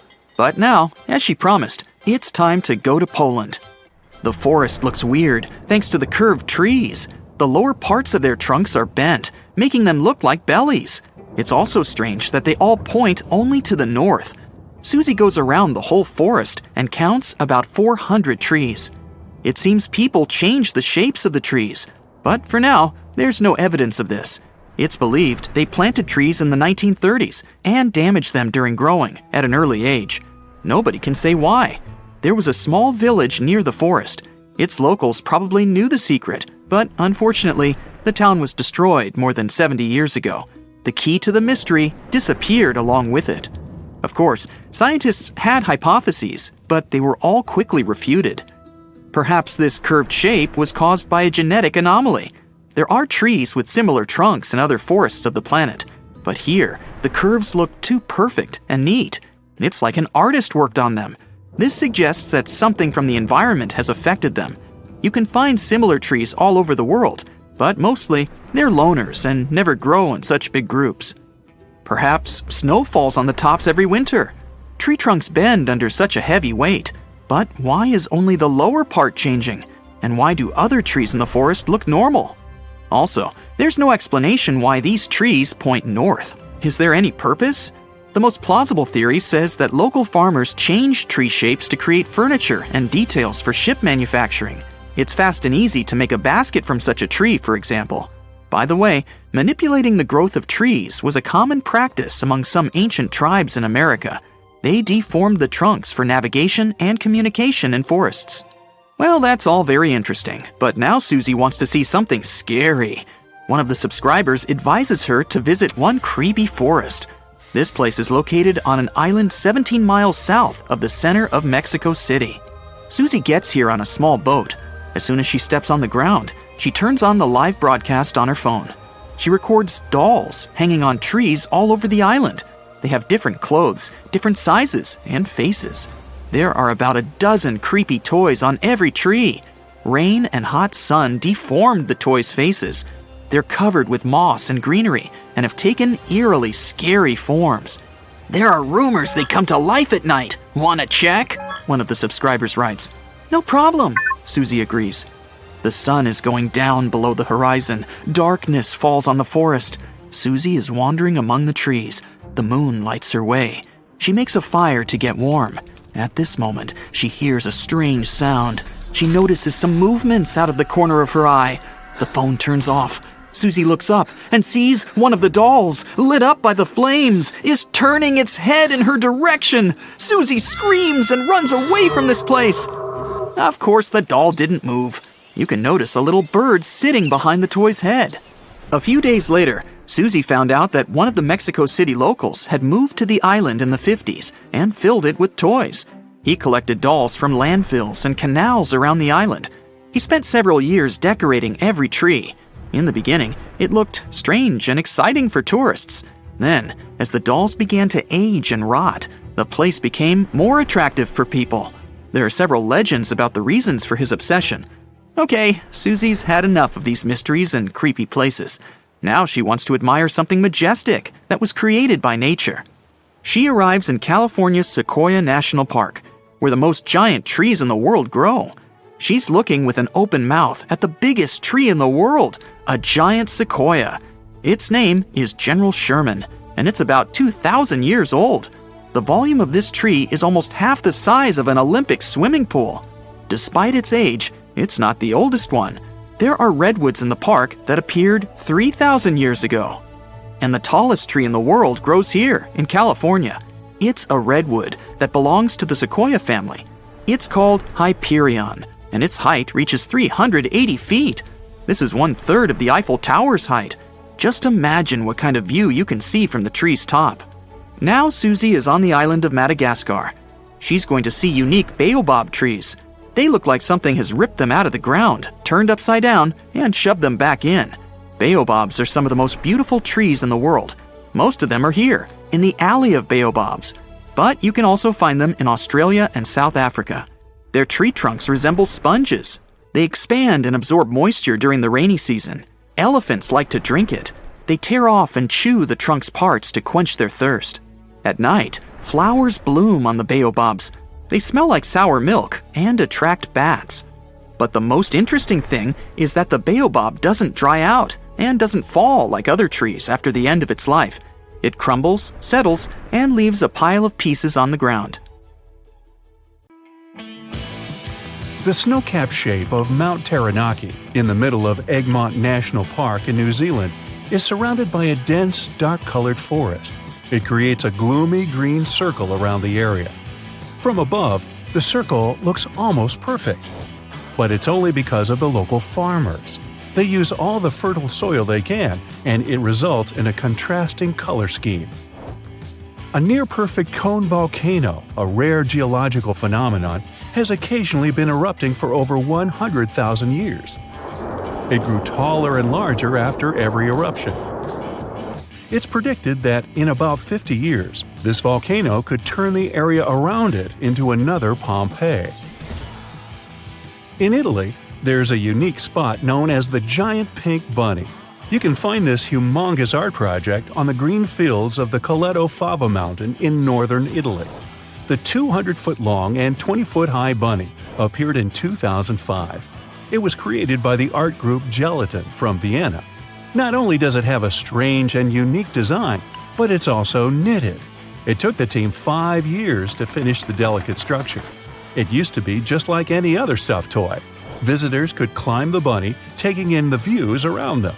But since it was placed on the hills, the art piece has started decaying. After all, it was only meant to last 20 years at the most. The once bright pink bunny has turned gray and has almost disappeared. If you look at the Google Maps satellite images these days, you might only notice its outline. While not as popular as Old Faithful, the Grand Prismatic Spring in Yellowstone Park, Wyoming is one of the most spectacular sights to see even from ground level. But from above, the bright bands of orange, yellow, and green really start showing their beauty. It's one of the biggest springs in the world, larger than a football field at 370 feet across. The hot water in it travels 121 feet to the surface. The spring is a feeding ground for heat-loving bacteria that change their color in the cooler water.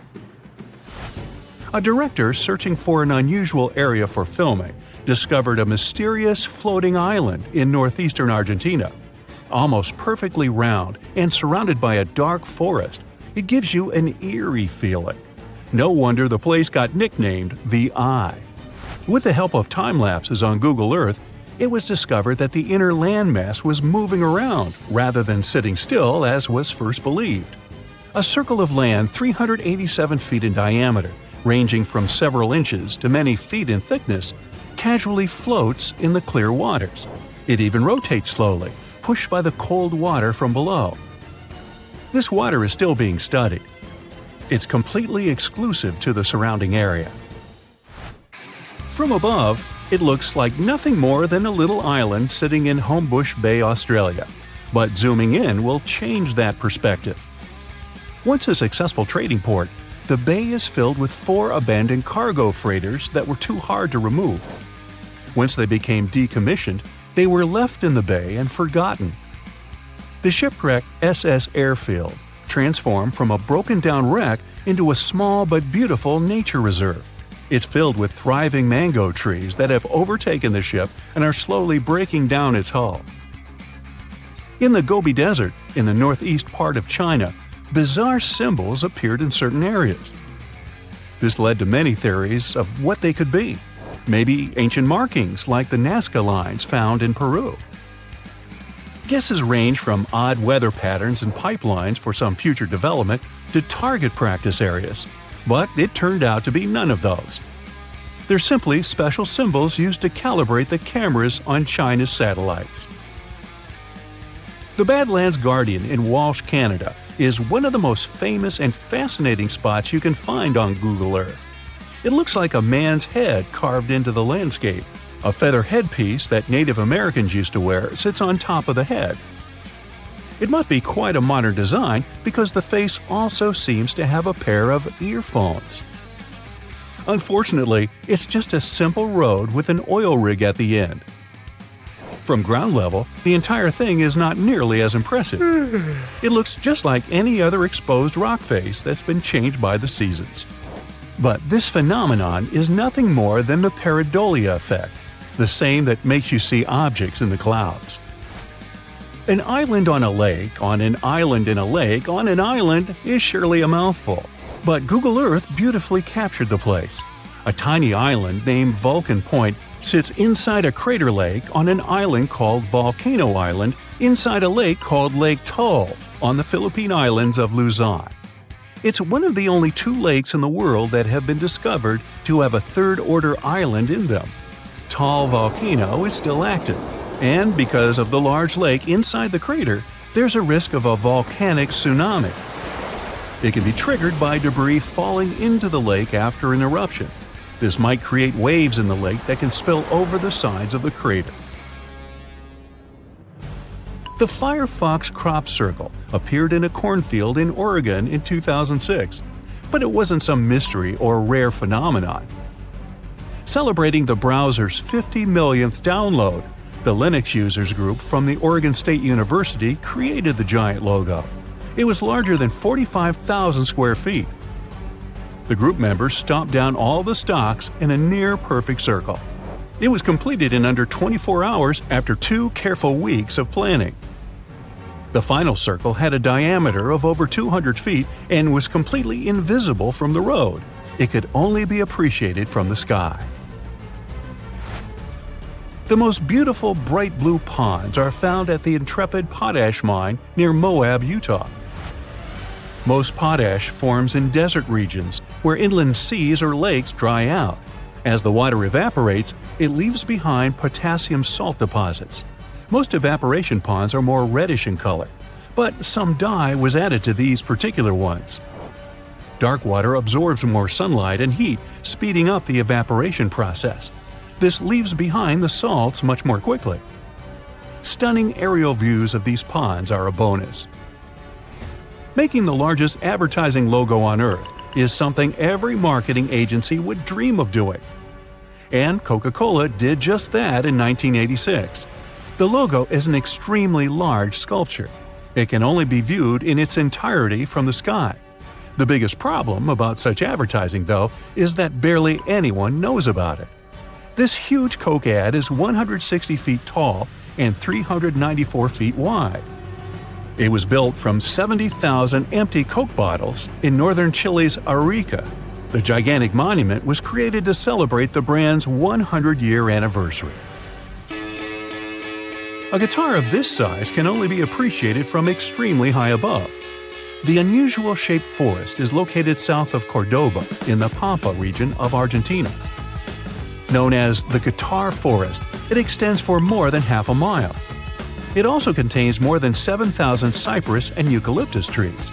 A 74-year-old Argentine farmer, with the help of his children, managed to transform this piece of land into something magical, all done to pay tribute to his beloved wife. From high above, this area seems to be just a collection of boulders in the middle of a lake, but this is actually Hippo Pool in Tanzania. Hippos are common in all the rivers in the area, but this spot is certainly the best in the Serengeti to watch them playing around.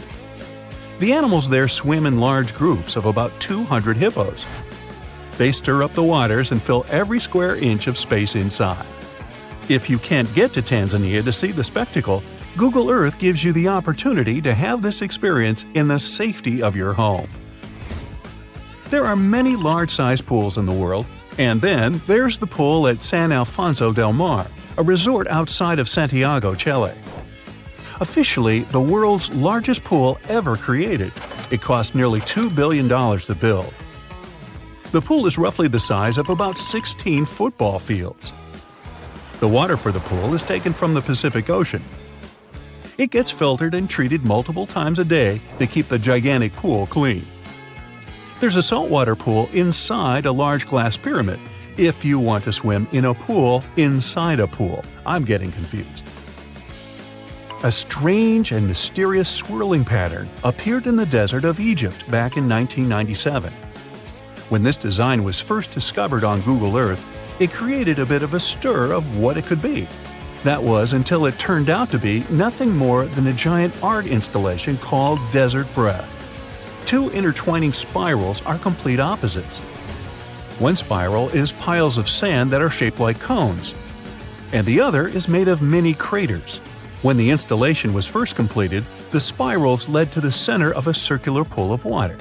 But since then, the water has dried out. Our planet has 5 oceans: the Pacific, Atlantic, Indian, Southern, and Arctic, not counting Billy Ocean. But it seems there's a 6th one out there too. It's just that you can't see it.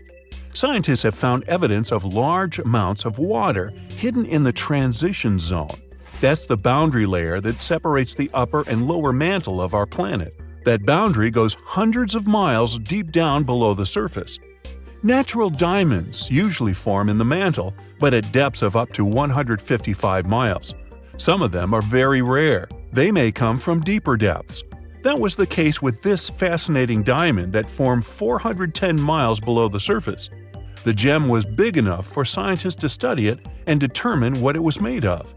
They were surprised when the composition of this very rare diamond showed that it was formed in pretty watery conditions. Because of that, such a diamond wouldn't be worth much in jewelry stores, but it was priceless in the lab. So, could this mean there's an ocean under the surface of our planet? It would definitely get us closer to the idea Jules Verne had about this whole magical secret world inside Earth, including the ocean. But that's not exactly the case. The water is there, true, but it's not like you can enjoy the view watching waves splashing around like on the surface of our planet. The water is actually stored within the minerals. That's why this area is so wet. Let's now move to Africa to keep up with the story, or to be more specific, to a spot called the Afar region. It's part of Ethiopia and a place where 3 tectonic plates meet. Tectonic plates are large pieces of our planet's crust that slowly move. These movements cause earthquakes and produce volcanoes, mountains, deep underwater valleys we call trenches, and so on. And the Afar Valley is where the Arabian, Somali, and Nubian plates meet. Together, they form an intersection in the shape of a Y. Why? Let me tell you. These plates are moving all the time. The Somali plate is moving southeast toward the Australian and Indian plates. The Arabian plate is moving north, getting closer to the Eurasian plate. At some point, it will close the Persian Gulf. This movement of plates has created something we call the Great Rift Valley, considering there are, all these cool rifts. The Aden Ridge to the east, the Red Sea Rift to the west, the Oculus Rift and the East African Rift to the south. But the East African Rift is something we want to focus on, because this one could be the key to this potential 6th ocean, but this time on the surface. A continental rift is a spot where 2 tectonic plates that form a single continent start to separate. Here it's the Somali and Nubian plates. Together, they're parts that make up Africa. If they keep moving in separate directions, this currently continental rift may become what we call an oceanic spreading ridge. In other words, when the plates are far enough apart from each other, there will be an enormous crack between them. This way, magma will freely flow up from beneath them. It'll be cool and eventually start creating a new ocean floor.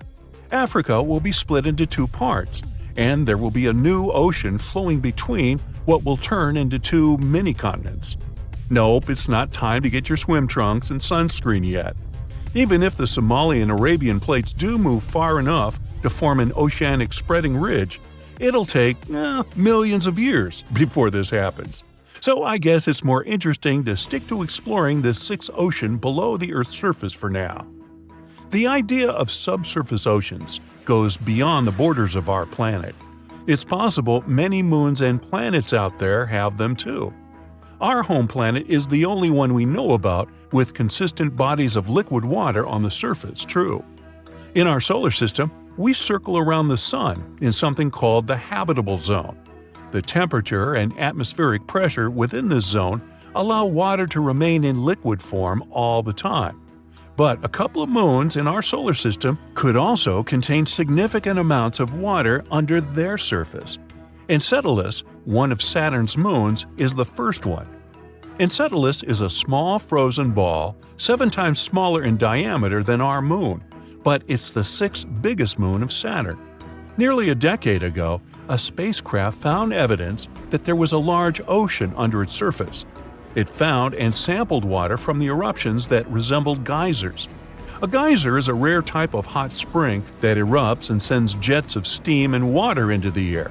You know, like Old Faithful in Yellowstone? Well, this water was erupting through fissures in the ice at the south pole of the moon. That means there might be a liquid ocean under the thick layers of ice. The ocean there is almost nothing like ours. The ocean on Earth is relatively shallow, on average 2.2 miles deep, and it covers 3/4 of our planet's surface. It gets colder the closer you come to the seafloor, and is warmer if you stay close to the surface because of the sun's rays. But the subsurface ocean on Enceladus is at least 18 miles deep. It's cooler at the top because that part is near the ice shell, and warmer at the bottom because of the heat coming from the moon's core. But both our ocean and the ocean on Enceladus are salty. Enceladus is one of the few places in our solar system that has liquid water, which makes it an interesting spot to search for signs of life. Another one is Europa, one of Jupiter's moons. Scientists think similar eruptions of water could be happening there. Knowing there are such geysers there tells us these moons have their own source of energy. Maybe the energy that makes the water erupt comes from gravity or radiation. The same energy could keep a large body of liquid water under the ice. It could even support some forms of life. There are thousands of planets beyond our solar system that orbit other stars. Some are even in the habitable zone. Over a quarter of the ones that we know about could have liquid water, but the majority of them probably have oceans under their surface, like Enceladus and Europa. Pluto might be on this list too, since it's possible it hides a liquid ocean under its thick frozen shell. This subsurface ocean likely formed long after the dwarf planet did, after the heat coming from radioactive elements in Pluto's core melted some of its ice. There's also something called water worlds. Those are moons or planets with global oceans that are more common than we thought. I mean, some call Earth a water world too. 71% of its surface is water after all. And when you look at our home planet from space, you mostly get those blue marble pictures. When exploring other planets, especially those outside of our solar system, researchers often go with a policy of follow the water. After all, water is the main element we know that's necessary for supporting life. And when there's a water world that's close to its parent star, scientists assume it must have formed way farther and then moved closer once its orbit shrank. The composition of the planet was set when it was in a colder orbit, or, in other words, when it made a wider circle around its star. We call the process of orbital shrinking a migration, and if water worlds are really that common, it can be proof that migration really happens. Exoplanets are all those planets that orbit around other stars, not our Sun. Some exoplanets may have oceans that are way deeper than any of those in our solar system, hundreds or even thousands of miles deep. Our Mariana Trench is scary, and it's not even 7 miles deep. And those exoplanet oceans are, wow, almost bottomless. Discovering hidden places on our planet is extremely exciting. Today, I'm taking you on a trip that you aren't going to forget anytime soon. But suit up, this is about to get very cold. You hop on a plane and land on the ice-covered island of Greenland. An unbelievable view of the Aurora Borealis, aka the Northern Lights, is greeting you. You can't believe your eyes. Your guide tells you how rare this phenomenon is. Usually, people spend days trying to hunt it down. You feel lucky and take your time to appreciate these beautiful dancing greenish lights. You're glad you brought your camera along, aren't you? Between clicks, you learn that the Aurora Borealis is the result of some rather rough events.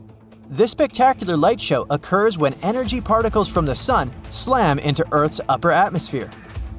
On day 2, you continue to explore the place by air.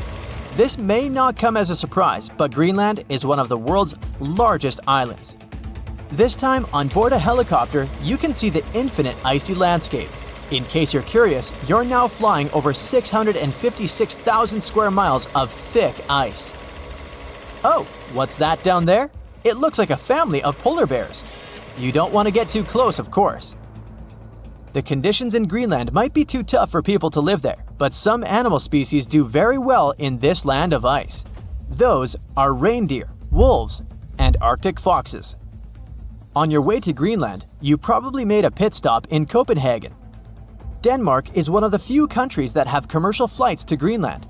You didn't know this before, but you find out that the island is actually part of the Kingdom of Denmark. On a map, it's right between the Arctic and Atlantic Oceans. You're lucky to have a local pilot that tells you about the secrets hidden in this scenery. Under this 2-mile thick white surface, there's an entirely different world. A world filled with canyons, meteor-carved craters, and millennia-old plant fossils. You are beyond excited to go visit one of these spots, but of course, you'll have to use your imagination, as all of it is hidden under ice. Believe it or not, nearly 80% of the island's surface is covered with it. The first stop on your tour is Greenland's Grand Canyon. You land not far from it, somewhere in the northern part of the island. You may know that canyons are deep, narrow valleys with steep sides, but I bet you didn't know that the word canyon actually comes from the Spanish word cañón, which means tube or pipe. Now, this Grand Canyon has some similarities with the one in the US. First of all, in size. It's at least 460 miles long and up to 2,600 feet deep in some places. There's a true subglacial valley down there, and if you're wondering how this happened, well, the canyon had probably been formed by a river that had been flowing through Greenland before the ice took over. Oh yeah, Greenland hasn't always been covered with ice. It was once green, no pun intended. Many other icy places on Earth, such as Antarctica, were once covered in greenery. Scientists have figured out that in the past, Greenland was mostly ice-free. With the help of airborne radar, they made amazing discoveries. By the way, ice is invisible to radar technology. If you have trouble believing it, try putting an ice cube inside your microwave. It won't melt or heat up. A recent discovery of fossilized plants allowed researchers to estimate that Greenland used to be much warmer than they could imagine. 2021 research conducted by the University of Vermont found fossils of twigs and leaves, which left researchers very confused. They expected to discover sand and rocks in the deepest layer of ice, but instead, they found some clear proof of rich flora. Judging by what you've seen of the landscape, it's hard to believe that forests were once growing here. Today, you'll find some tundra vegetation on the coastal part of the island, and that's pretty much it. But according to the genetic material found in these fossilized plants, researchers believe the island used to be much greener. It's very likely that there were insect-filled forests with butterflies and beetles flying around, and the average temperature on the island varied from 50 degrees Fahrenheit in the summer to 1 degrees Fahrenheit in the winter. NASA's Operation Ice Bridge has flown over Greenland more than 100 times. This has allowed researchers to create 3D maps of the island and figure out the age of each layer of ice in Greenland's ice sheet. Ice sheets can help answer many scientific questions as they form over the span of thousands of years. They're layers of snow on top of more snow. The snow gets compacted into ice, which in turn creates what we call an ice sheet. Remember those fossils we were talking about? They're believed to be from the Eemian period, which was 130,000 to 115,000 years ago. According to the groundbreaking 3D footage from NASA, we can see 3 distinct climate periods within the ice sheet. The uppermost layer is quite flat and uniform. If you decided to dig deeper, you'd find the layer formed during the last ice age. It's more complex and rugged. The ice there is darker than what you see on the surface. If you let your mind wander, you can picture what this part of the world looked like when mammoths were roaming around. If you kept digging, you'd eventually find leftover ice from the Eemian period I've told you about. Now, canyons aren't the only unusual thing found under ice. If you could sneak a peek under all those layers of snow, you'd see an impressive mountain range and also plunging fjords. In 2017, scientists created a map that showed what Greenland had looked like without all that ice. There was a bowl-like depression in the middle of the enormous island. This depression was most likely an ancient lake. Around it, there was a circle of coastal mountain ranges. This scenery probably resembled the landscapes of modern Patagonia. Big mountains with snowy tops surrounding crystalline lakes. This ancient lake in Greenland is a wonder on its own. Imagine a pit the size of Rhode Island and Delaware put together. The lake is believed to have covered over 2,700 square miles, and back in the day, it was fed by at least 18 different streams. These crystalline blue waters were surely very inviting, and freezing of course. But if you ended up going for a swim, I'd say be careful, as the water could get up to 800 feet deep in some places. On day 3 of your adventure, you discover a true under-ice water park. While you're wandering around the ice-covered island, your guide tells you to be mindful of the cracks in the surface. These cracks are responsible for the modern-day aqua lounge going on down there. Meltwater and rainwater flow down the cracks in the ice all the way down to the riverbeds. This forms a landscape of jewel-like lakes and streams filled with crystalline water. Researchers estimate that about 60 small under-ice lakes exist there. And yes, they're actual lakes. Perhaps one of the most impressive hidden features on this island is a meteor crater. Under the Hiawatha Glacier, you can find a 19-mile-wide impact crater, big enough to swallow the city of Washington. Apparently, a mile-wide iron asteroid struck Earth's atmosphere within the past 100,000 years and chose Greenland as its landing point.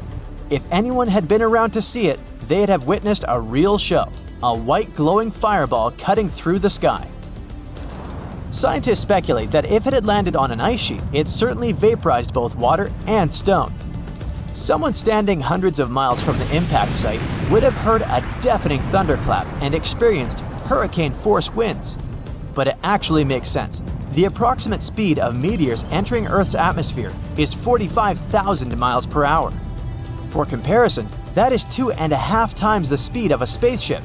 It's bound to make some noise and leave a huge crater in the ground. Scientists claim that Icelandia was a region between Greenland and Scandinavia that was more than 230,000 square miles, but is now underwater. The Earth was once a large pizza pie, with all the continents connected to each other millions of years ago, otherwise known as Pangaea. The North Atlantic region we know today was dry land from about 335 million to 175 million years ago. For many years, scientists and geologists assumed that the North Atlantic Ocean was birthed as Pangaea began to split apart roughly 200 million years ago. With volcanoes in the region where Iceland is, the country came to be just 60 million years ago as it broke off and sailed away from all the other lands. And since the Earth was like a large pizza pie, it divided like one. Many of the lands split up into many large and small pieces, creating the continents we know today. But this new theory suggests that the result of Pangaea's splitting left out some land that stretched for around 200 miles. And just about 10 million years ago, that piece of land submerged in the waters on the eastern and western side, leaving the tip of the land, which is now Iceland. When plate tectonics move, they grind on each other, which gave shape to our current landscape, all thanks to the mantle. This new radical theory goes against everything written in history books and what scientists have been studying. They began shaking heads, drawing lots of skepticism and criticism. But by analyzing the ocean floor under Iceland and the Earth's crust, we can assume that this idea isn't far-fetched. The crust beneath Iceland happens to be a lot thicker than the typical ones. Oceanic crust is made up of unique melted rocks compared to the land crusts where we walk and live on, and is a lot more denser. The thinnest layer on Earth is the crust, where life takes place. It's essential for water, growing food, gathering natural resources and minerals, and breathing in oxygen. It sinks below to the bottom, but right above the Earth's mantle. It also refreshes itself, since it constantly gets recycled into the mantle and back up. This is why the rocks in the oceanic crust are around 25 miles thick, compared to just 5 miles anywhere else. This is also reasonable given that it's in a hotspot for volcanoes. Magnetic surveys of the ocean floor show layers of molten crust in stripe patterns. Also, given the fact that the Earth's magnetic field changed its polarity over millions of years, it played a role in shaping the foundation of our landscape. But there isn't any concrete evidence to prove this new theory just yet. One of the first steps is to start digging the ocean floor near Iceland. Zircon is a very sturdy mineral that can last for billions of years despite erosion in the Earth's crust. By taking samples and studying them, researchers can estimate the geological age of the continents. This will make sure the crust is oceanic, which is thicker, or continental, which is the regular crust we walk on. This isn't an overnight project and would come with a hefty cost. Another way is to do seismic surveys that can measure echoes conducted on research ships. Drilling holes miles deep in the crust can also help with the research. But this would cost more than studying the zircon minerals. Some fossilized plants unique to both Scandinavia and Greenland might prove that Icelandia was once on the surface and possibly scattered with trees. It wasn't a cold land as it is today, so it may have had forests. But scientists still haven't found fossil evidence of animals common in both lands to suggest anything. But maybe time will tell. The theory goes deeper, which suggests that there was a greater Icelandia. With Iceland, Ireland, Britain, Scandinavia, and Greenland all in one microcontinent, it could be a destination of winter enthusiasts and great for skiing. It could be possible to connect Canada to Greater Icelandia by train over the ocean, which would open up the economy even more. Iceland is around 40,000 square miles, which is already quite big. And if the Greater Icelandia was present today, then Europe would be a completely different continent. Many theories are circulating about other possible hidden microcontinents around the world. Scientists aren't certain of the possibility of Icelandia's existence, but if all the studies conducted were done correctly, then the theory could change everything we know about Iceland and the North Atlantic Ocean. And this could pave the way for other sunken microcontinents around the world. Another theory out there is that New Zealand was the tip of a lost subcontinent, even bigger than Icelandia, called Zealandia. Studies show that it's separated from the supercontinent Gondwana between 79 to 83 million years ago. Scientists claim that it's the thinnest and youngest continent discovered underwater. Craton is a core rock that acts as the main foundation for most continents. It's at least 1 billion years old, but the continental crust that makes up Zealandia is just half of that, which makes it quite young. That means some Craton is missing, even though it holds some leftovers of older rocks and parts of the mantle. They're estimated to be as old as 2.7 billion years old. Scientists did some studies on the zircon crystals from New Zealand and found out that they're as old as 1.3 billion years old. The rest of the continents are more than 3 billion years old. Scientists studied the composition of the rocks in the bottom of the ocean around New Zealand. They're made up of silica and granite, which are found in continental crusts. The ocean floors mainly have magnesium and iron-rich rocks. They're also thicker and higher than regular ocean crusts around it. They conducted some studies and collected magnetic and topographic data to see the link between the Tasman and Coral Seas in the Cato Trough region. This is the narrow strip between Zealandia and Australia. Satellite data tracked tiny faults in the Earth's gravity to map out the crust of the ocean floor surrounding the area. They saw the mass that makes up Zealandia quite visible and almost the size of Australia. Even though the signs are there, this doesn't prove anything. It's possible that there are a bunch of microcontinents which all split apart when Australia broke free of Gondwana. Back then, the supercontinent was made up of South America, Antarctica, Australia, Zealandia, Arabia, and the Indian subcontinent. New Zealand is already not the biggest country out there, but if the theories are correct, then Zealandia will be 6 times its original size. Mauritius is a young island that's only a few million years old. Just 1,200 miles off the coast of Africa, it's believed that the tiny island came to life around 9 million years ago. The underwater volcanoes in the region spewed out so much lava that it formed the land today. But scientists found zircon rocks that are more than 3 billion years old. It may also be part of a continent submerged underwater called Mauritia. which is just a quarter of the size of Madagascar. The zircons they found were embedded in solid rocks and not just in the sand, which may rule out that they just washed up on shore from another continent. Some scientists are still not convinced. They suggest that discovering rocks that stand out from the other typical ones brought by an eruption could skew the scientific community to this theory. But just like how Icelandia could be part of Greater Icelandia, Mauritia was once called Rodinia, which consisted of India and Madagascar. Theories suggest that Mauritia was covered in water when India broke away from Madagascar, something like 85 million years ago.